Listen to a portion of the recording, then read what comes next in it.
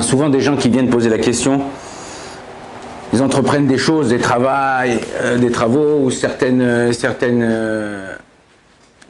projets dans la vie, et ils me posent la question, est-ce qu'on doit continuer, ça marche pas très bien, on ne sait pas, qu'est-ce qu'on fait pas. Et dans pas mal de choses, les gens ils se posent beaucoup de questions, même dans la Torah. Voilà, je suis rentré à la yeshiva où je commence à faire Shabbat, est-ce que je dois continuer, je fume plus Shabbat. Les gens ils se posent des questions, comment ils doivent réagir et comment ils doivent faire. Alors, Baruch Hashem, on a une tchouva, on a une réponse dans la Torah. On a une réponse dans la Meseret Megillah d'Avav Amud Bet. Il y a une phrase que vous connaissez tous, on la chante chez Chabad. Yagati ou Matsati, Ta'amin. Mais non, quand vous regardez ces mots-là, c'est-à-dire, non, mais tu dis Yagati ou Matsati, ouais, on chante la chanson, mais on fait pas attention aux mots qu'il y a écrit. Yagati, en hébreu, c'est quoi? Pardon? Non, Yagati, c'est j'ai fait un effort, j'ai fourni un effort. Leiti Ager, ça veut dire j'ai fait un effort.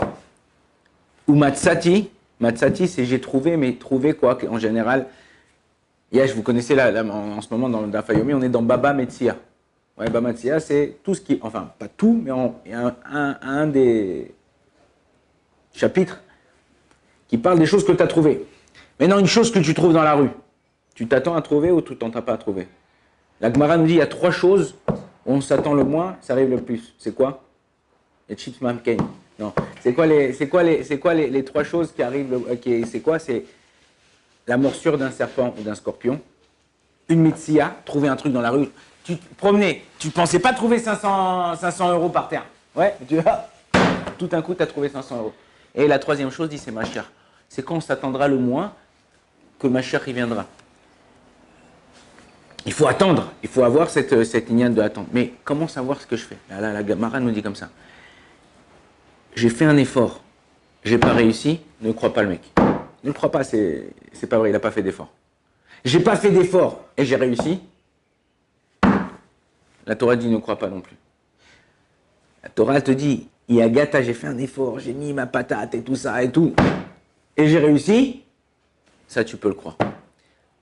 On dit comme ça. Il y a une phrase qui je pense, qui reflète très très bien cette Gemara là. Ton maximum, c'est le minimum que tu dois faire. Ton maximum, c'est le minimum que tu dois faire. Les mecs, ils se la coulent douce, vas-y, donne-moi une clope, un petit verre, je me lève, j'étudie 2 pages, 2 lignes, je ressors, je fais un café, machin, je vais au travail, je suis avec mon téléphone, le truc. Le patron me dit, t'as terminé? Ah non, j'avais beaucoup de boulot aujourd'hui. En vérité, t'as même pas fait ton maximum. T'as même pas fait ton minimum.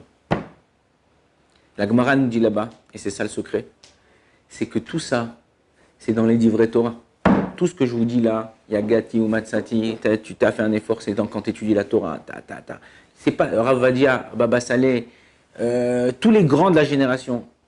Aujourd'hui, on a perdu un des grands de la génération, c'est le Rav Eliyahu Sofer, le Rosh Yeshiva de Chassim. C'était un des grands Yeshivas Sfaradim. Ils sont arrivés où ils sont arrivés parce qu'ils ont mis toutes leurs pattes, ils ont mis tous leurs efforts, toute leur pêche. Ça, c'est dans la spiritualité. Dans la matérialité, c'est pas du tout comme ça. Dans la matérialité, là-bas, le Rashi nous dit comme ça. Tu dois faire un effort.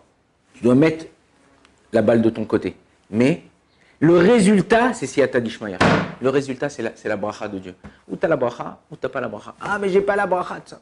Mais tu fais pas d'effort. Tu fais pas d'effort. Quoi qu'il arrive, tu dois mettre de toi-même.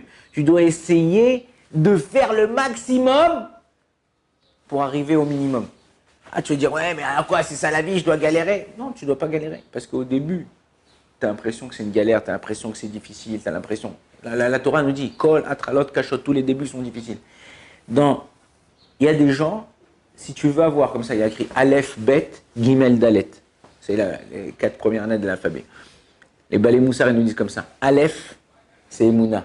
Bet, c'est Bracha. Tu travailles avec Emouna, tu es droit dans ton travail, tu es nickel avec les gens, tu as la Bracha. Gimel, Gezel, tu voles.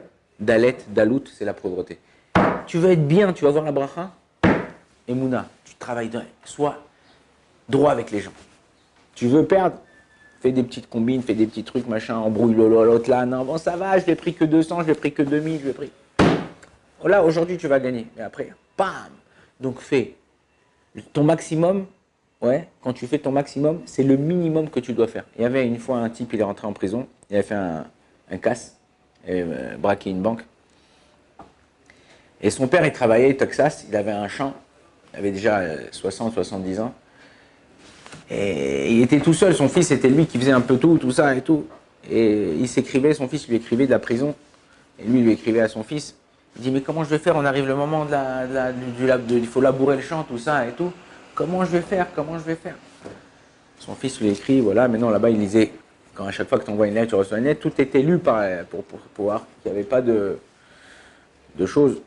Et eux, ils ne savaient pas où ils avaient, quand il avait braqué la banque, ils ne savaient pas où il avait caché le butin. Donc lui, qu'est-ce qu'il a écrit dans la lettre de son père? Il a dit, papa, je suis désolé, je suis là, tu sais très bien que je suis en prison, je ne peux rien faire pour toi. Par contre, surtout, ne laboure pas le champ, parce que c'est là-bas que j'ai caché le butin. Les mecs de la prison, ils ont lu ça, ils ont envoyé une équipe avec des tracteurs. Ils ont commencé à retourner tout le champ, partout, tout ça. Ils n'ont rien trouvé. Le père, il lui écrit, il dit, mais t'es un malade, regarde, la police, elle est venue et tout ça, et tout. Ils m'ont retourné tout le champ. Il dit, papa, c'était le maximum que je pouvais faire d'où j'étais. C'est-à-dire que des fois, en vérité, lui, il n'avait rien caché là-bas, c'était juste pour aider son père, pour pouvoir le truc. Des fois, tu n'as pas la possibilité de faire certaines choses. Mais fais un effort, fais quelque chose, montre que tu es capable d'arriver à arriver au but.